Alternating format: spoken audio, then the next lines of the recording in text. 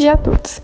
Hoje nosso grupo vai apresentar o tema Kant e a concepção contemporânea de direitos humanos, conquistas e desafios à teoria geral dos direitos humanos, segundo o artigo feito por Jefferson Luiz de França, que é mestrando em direitos humanos e especialista em filosofia. A concepção contemporânea dos direitos humanos teve marco com a introdução da Declaração Universal dos Direitos Humanos, de 1948, quando se estabeleceu a proteção universal dos direitos humanos, que acabou inspirando inclusive os textos constitucionais de diversos estados, e também a criação de democracias recentes.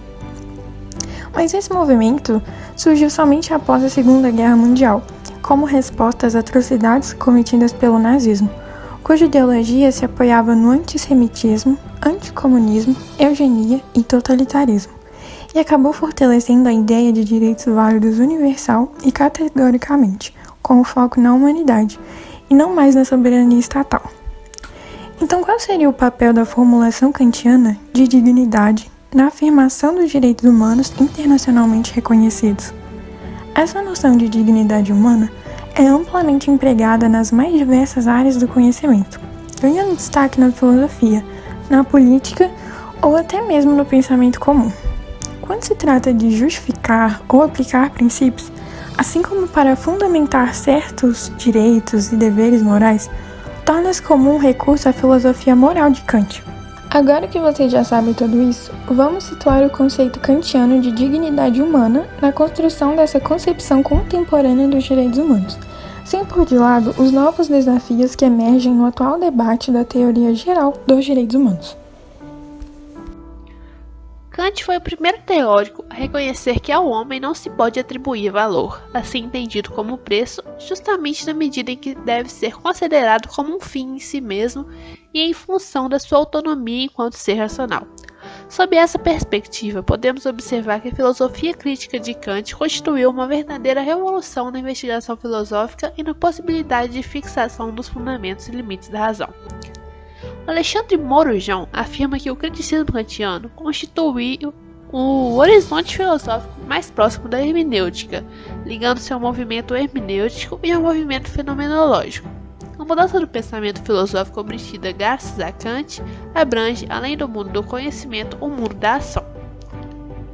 Agora, abordando sobre os problemas fundamentais, Kant dedicou boa parte dos seus estudos à função prática da razão e ao problema da moral, trazendo 4 problemas fundamentais. O primeiro é determinar o conceito de moralidade, o segundo é aplicá-lo à situação de entes racionais finitos, o que leva ao imperativo categórico. O terceiro é descobrir a origem da moralidade na autonomia da verdade, e o quarto é provar a efetividade da moralidade com o facto da razão. Com relação ao imperativo categórico, a gente tem a fundamentação da metafísica dos costumes, que é uma obra que tem por propósito a busca e a fixação do princípio supremo da moralidade e que contém quase todos os elementos essenciais da moral kantiana. Uma fórmula geral de onde derivam todos os imperativos do dever, e imperativo categórico é, portanto, um só, que é este: age apenas segundo uma máxima tal qual possas, ao mesmo tempo, querer que ela se torne lei universal, e não impõe nada moralmente neutro. Agora, sobre o imperativo com máximas universalizáveis. O dever não pode se propor aos efeitos advindos da ação ou os fins materiais. São, na sua totalidade, apenas relativos e não podem fornecer princípios universais para todos os seres racionais, e também o fim objetivo deverá ter um valor universal e, por consequência, ser um fim em si mesmo. Para Kant, não existe na natureza outra coisa cuja existência em si mesma tenha um valor absoluto e que, como fim em si mesmo, possa ser a base de um possível imperativo categórico. Ora, digo eu, o homem e, de uma maneira geral, todo ser racional existe como um fim em si mesmo, não só como meio para o uso arbitrário desta ou daquela vontade. Isso implica o reconhecimento dos outros sujeitos morais para as quais a lei deve poder valer, resultando numa segunda formulação, que é a lei universal da humanidade. O imperativo prático é o seguinte: age de tal maneira que use a humanidade tanto na tua pessoa como na pessoa de qualquer outro, sempre e simultaneamente como fim e nunca simplesmente como meio. A aproximação das duas fórmulas origina uma terceira. O homem não pode ser um simples objeto da legislação universal imposta pela lei moral. É necessário, pois, que seja ele próprio o seu autor. Essa ideia de autonomia, de autor de sua própria lei, prende-se à ideia da dignidade humana, pois o homem não tem apenas um valor relativo, um preço, mas um valor intrínseco, uma dignidade. Dignidade manifesta na capacidade de um homem alcançar a sua máxima a categoria da legislação universal. O tratamento do conceito de dignidade humana no contexto da moralidade kantiana conduz à ideia de que a dignidade é, por um lado, algo que o próprio indivíduo reconhece em si, pelo fato de ser racional e livre, mas, por outro lado, também trata-se de uma exigência do imperativo moral para com os outros e para consigo mesmo.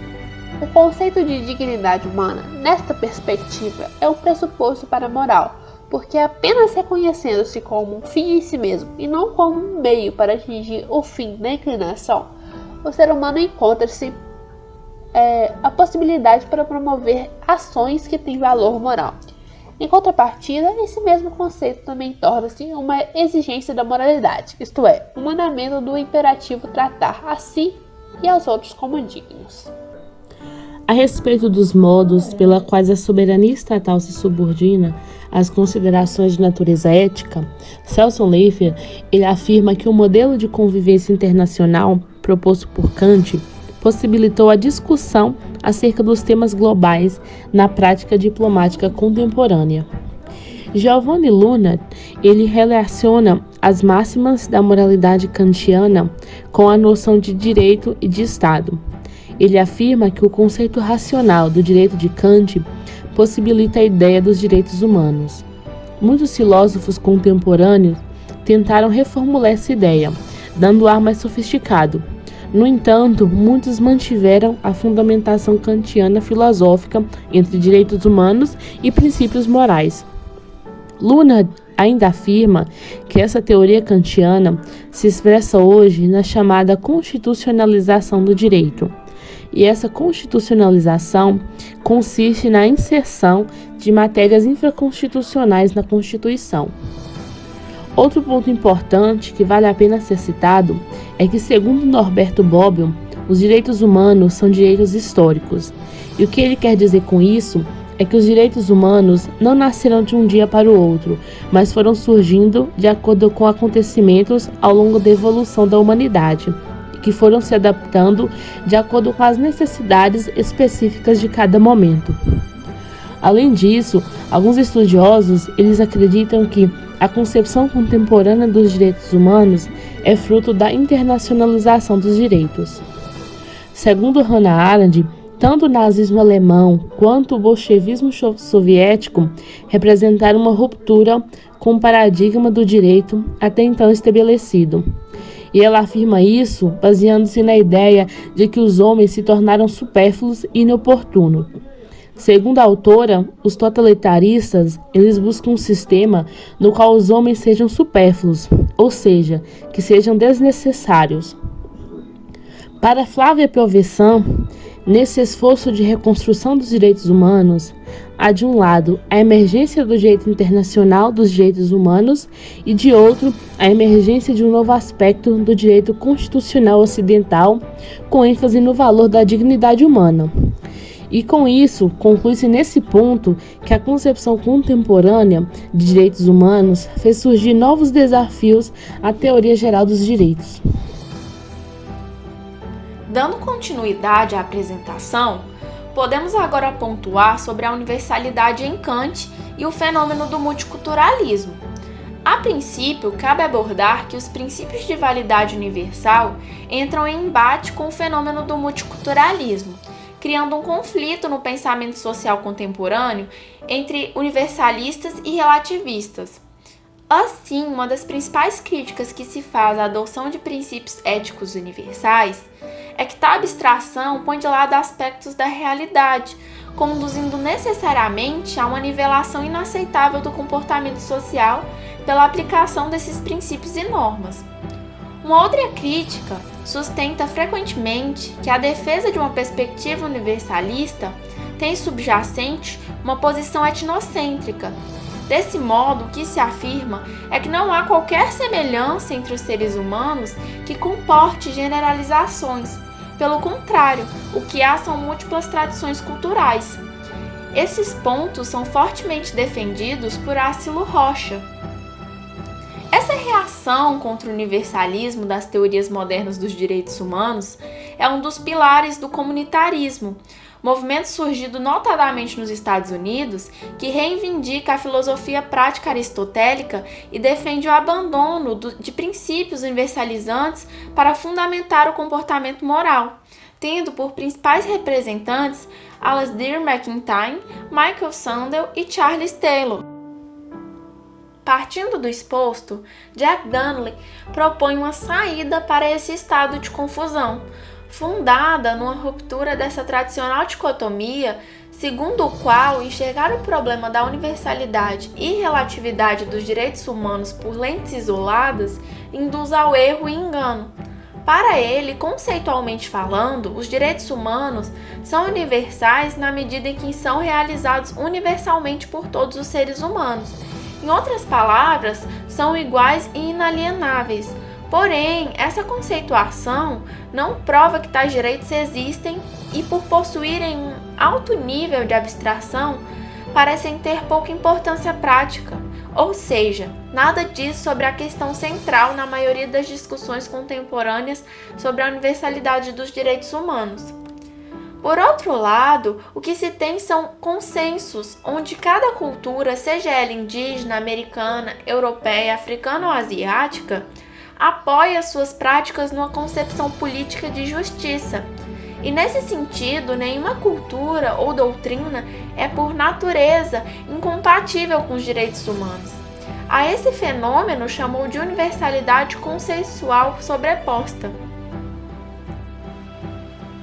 Assim, Donnelly, reconhecendo os perigos dos argumentos extremistas de ambos os lados, universalistas e relativistas, advoga a universalidade dos direitos humanos sem a exclusão de práticas não idênticas, a que chamou de universalidade relativa. Essa universalidade relativa se manifesta no nível do conceito, tais como as formulações gerais da Declaração Universal dos Direitos Humanos, que assegura que todos têm direito à vida, à liberdade, à segurança, à educação, à participação política, sendo conceitualmente universais por serem universalmente realizados por todos os seres humanos, gozam de formas específicas de implementação e permitem uma ampla gama de práticas particulares. Nesse sentido, a universalidade relativa dos direitos humanos internacionalmente reconhecidos não requer ou mesmo encoraja uma homogeneização global ou o sacrifício de muitas práticas locais valorizadas. Dessa forma, essa perspectiva considera tais direitos humanos conceitualmente universais e, portanto, universalmente realizáveis na medida em que possibilita aos seres humanos, individualmente ou em grupos, sentido e valor à vida para que prossigam com suas próprias visões de uma vida boa. Assim, ambos os aspectos não se excluem mutuamente, antes exigem uma abordagem mais dialógica, reflexo da crescente sofisticação das relações humanas. Por fim, podemos concluir que a universalidade jurídica internacional é um grande feito na reconstrução e solidificação dos direitos humanos, tendo um importante marco teórico na formulação kantiana de dignidade humana, e que possibilita a passagem de um Estado hermeticamente soberano para um Estado de soberania colaborativa. Além disso, Kant não prescreveu um único modo de vida, antes reclamou o respeito pela humanidade. E sua estrutura filosófica moral possibilita um amplo espectro de liberdade para o indivíduo e sociedade, razão pela qual as diferentes considerações de boa vida são permitidas, desde que a liberdade possa coexistir com a liberdade de todos e não viole os deveres para consigo mesmo. A compatibilização entre os princípios universais e o universo cultural variado, porém, é algo bastante desafiador. especialmente pelo fato de que essa noção de direitos é típica do Ocidente, contrapondo-se à noção de deveres das culturas não ocidentais. Por isso, pensar em uma universalidade relativa, adotando um universalismo não imperialista associado a um relativismo com critérios mínimos baseados em consensos sobrepostos, parece ser uma boa saída para o problema contemporâneo da teoria geral dos direitos humanos. Assegurar essa universalidade consensual sobreposta, ou seja, uma dignidade humana realizável por todos os indivíduos, pela qual perpassam as mais diferentes matizes culturais, possibilita que, sob um eixo comum, se articule diversas possibilidades de execução e permite a utilização de um mínimo denominador comum e de um parâmetro suficiente de juízo. Essa é sem dúvida uma tarefa que cabe a todos aqueles que desejam construir uma sociedade mais justa e humana. E assim concluímos a nossa apresentação. Agradecemos a atenção de todos.